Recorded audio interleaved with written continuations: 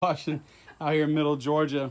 So if you guys can see it with the sun shining down here, but this is definitely a dirty patio, and we're gonna be taking care of the client.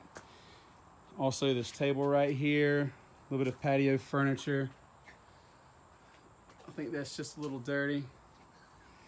Natalia right here, she's definitely queen. pressure washing queen. She's definitely waiting to see the results. We cleaned her house yesterday. This is her daughter's house, so we're definitely going to do this one just the same as hers. And Natty, why don't you go ahead and tell us about the results from yesterday? The results yesterday were the best ever.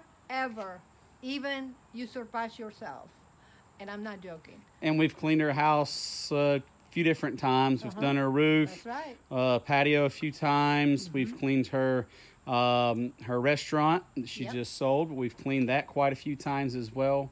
So I think Roman used to work for us, and he was a good worker, and I think he's gonna make a great business owner. That's it.